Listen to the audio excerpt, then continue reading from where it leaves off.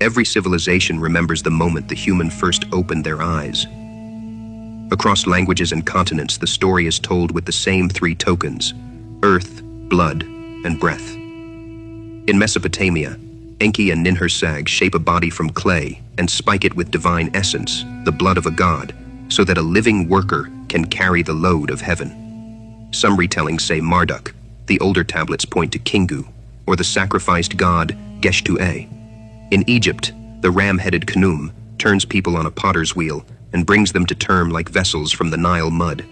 In Greece, Prometheus presses man from clay, and Athena leans close with the animating breath.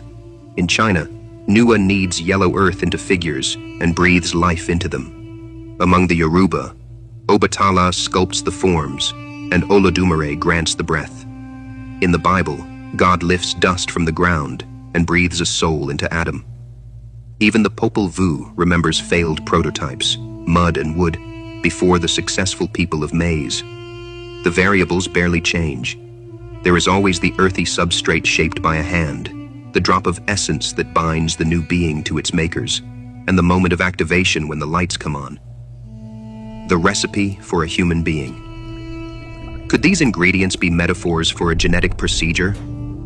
Clay and dust are the local genome, the best available substrate on this planet. Modern Homo sapiens emerges in Africa roughly 200,000 years ago.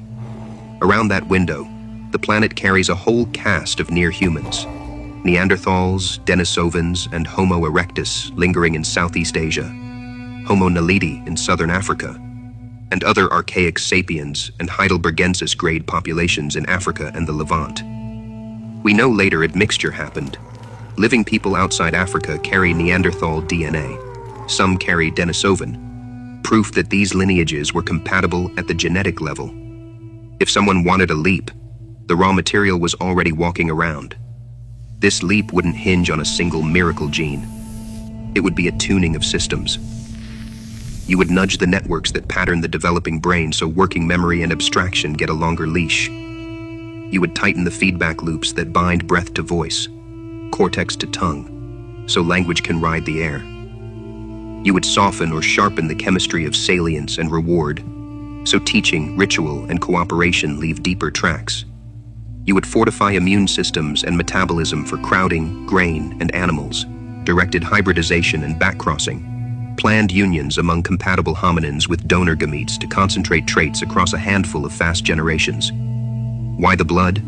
Because essence is transmitted in blood. Why the breath? Because breath is voice, and voice is mind shared. Why the dirt? Because everybody is of the earth. If you had to explain a lab to a village, you would use the materials they know. That's why this story repeats across time and culture.